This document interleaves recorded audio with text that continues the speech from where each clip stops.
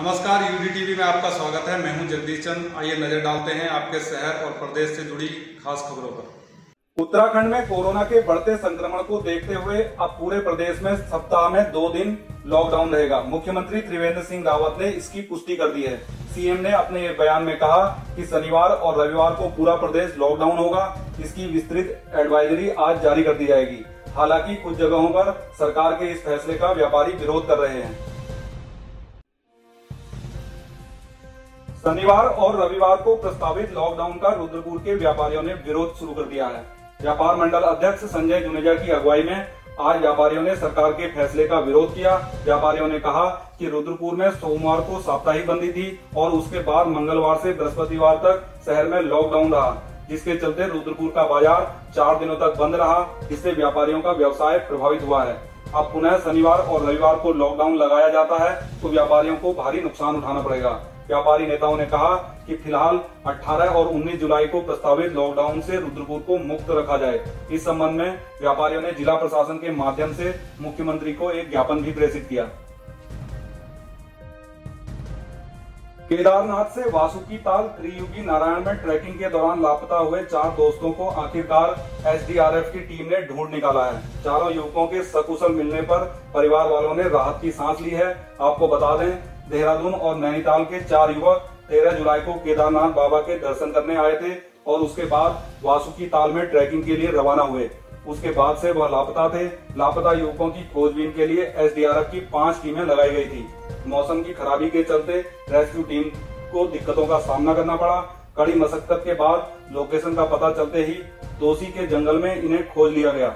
मुख्यमंत्री त्रिवेंद्र सिंह रावत ने सभी ट्रैकरों की सकुशल वापसी पर हर्ष व्यक्त करते हुए एसडीआरएफ की बहादुरी की सराहना की है। मुख्यमंत्री त्रिवेंद्र सिंह रावत ने आज सचिवालय में उद्योग विभाग के अंतर्गत ग्रोथ सेंटर योजना की समीक्षा की। उन्होंने ग्रोथ सेंटरों के उत्पादों की मार्केटिंग सुनिश्चित करने के निर्देश दिए। मुख्यमंत्री ने ब्रांडिंग और ऑनलाइन मार्केटिंग पर भी विशेष जोर दिया। सीएम ने कहा कि ग्रोथ सेंटर में तैयार किए जा रहे उत्पाद इतनी मात्रा में बनाए जाएं कि खरीदार वहां आकर इन उत्पादों की खरीदारी कर सकें। इससे किसानों और ग्रामीणों को अपने उत्पादों की अच्छी कीमत मिल सकेगी। मुख्यमंत्री ने कहा कि ग्रोथ सेंटर की परिकल्पना प्रधानमंत्री के वोकल और लोकल की सोच पर आधारित है। बैठक में बताया गया कि न्याय पंचायत स्तर पर ग्रोथ सेंटर स्थापित किए जाने हैं। अब तक 96 ग्रोथ सेंटर स्वीकृत किए जा चुके हैं।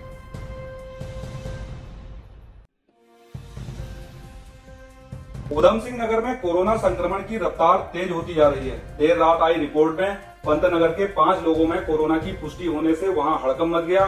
स्वास्थ्य विभाग की टीम ने इन सभी को रुद्रपुर हॉस्पिटल में आइसोलेट किया है। बताया जाता है कि परिसर के टा कॉलोनी निवासी एक विश्वविद्यालय कर्मी कुछ दिन पूर्व अपनी पत्नी व 2 बेटियों के साथ बरेली गया था।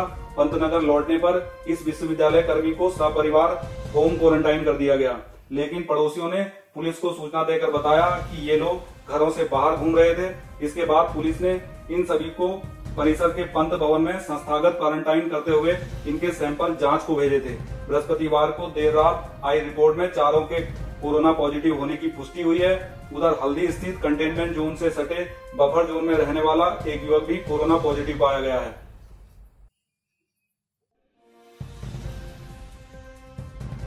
अल्मोड़ा में आतंक का पर्याय बन चुके एक गुलदार को मार गिराया गया है। आपको बता दें, अल्मोड़ा क्षेत्र में पिछले कई दिनों से गुलदार का आतंक बना हुआ है। भैंसिया थाना ब्लॉक के उड़ल तोप में 6 जुलाई की शाम को एक गुलदार घर के बाहर मां की गोद से मासूम बच्चे को उठा ले गया था। बाद में मासूम का शव पास ही झाड़ियों में बरामद हुआ। इस घटना के अगले ही दिन वन विभाग ने गुलदार को आदमखोर घोषित करते हुए उसे मारने की अनुमति दी थी। आदमखोर बाघ को मारने के लिए बिजनौर से शूटर बुलाए गए। पिछले कई दिनों से ये शूटर बाघ को ढेर करने के लिए उसकी तलाश में थे। गुरुवार शाम को शिकारियों ने एक गुलदार को ढेर कर दिया। मारा गया गुलदार 6 फुट लंबी व 2 फुट ऊंची मादा है।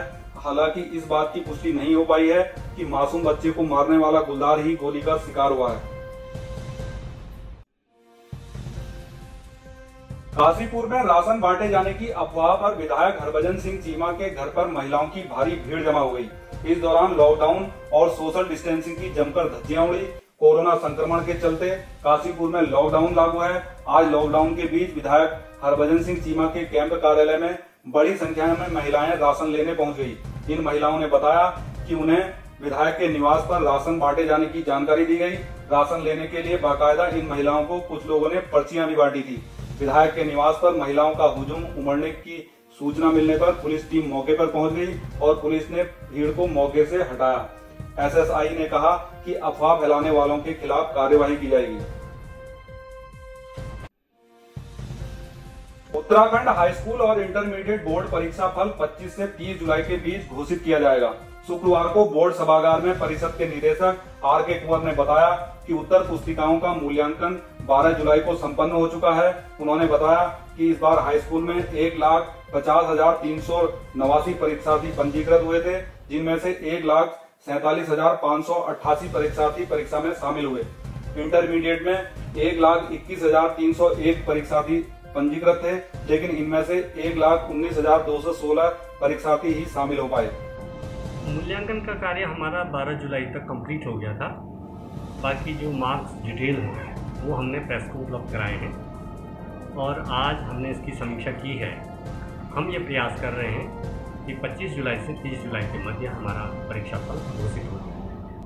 जो बच्चे कंटेनमेंट जोन में थे या फिर जो बच्चे क्वारंटाइन हुए हैं और उसके कारण परीक्षा नहीं दे पाए हैं, उन बच्चों के लिए गवर्नमेंट ने एवरेज मार्किंग का एक पैटर्न तैयार किया है। उसी आधार पर इवैल्यूएशन हो रहा है और ऐसे बच्चे जो एकल विषय से जिन्होंने आवेदन किया था, उनका जब स्थितियां सामान्य होंगी तब हम परीक्षा करवाएंगे। सड़क हादसे में घायल एक पुलिसकर्मी ने आज उपचार के दौरान दम तोड़ दिया। मृतक 38 वर्षीय कैलाश आर्यन एसपी सिटी देवेंद्र पिंचा का गनर था। वह बुधवार को संबंध तामील करने के लिए बाइक से बरेली गया था। पुलभट्टा के पास अज्ञात वाहन ने उसकी बाइक को टक्कर मार दी। इस हादसे में पुलिसकर्मी कैलाश गंभीर रूप से घायल हो गया। उसे रुद्रपुर के निजी अस्पताल में भर्ती कराया गया था, जहां शुक्रवार को कैलाश का उपचार के दौरान निधन हो गया। सिपाही की मौत से पुलिस महकमे में शोक व्याप्त है। आज पुलिस लाइन में एसएसपी दलीप सिंह कुंवर समेत कई विभागीय अधिकारियों और कर्मचारियों ने दिवंगत जवान को श्रद्धांजलि दी।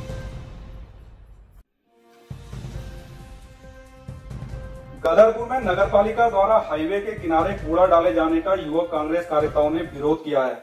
मामले पर कार्यकर्ताओं ने आज तहसीलदार के माध्यम से एसडीएम को ज्ञापन प्रेषित किया।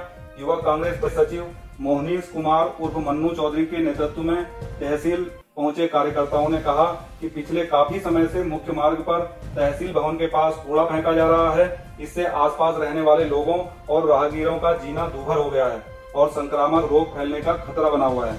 उन्होंने शहर से दूर कूड़ा डलवाए जाने की मांग की।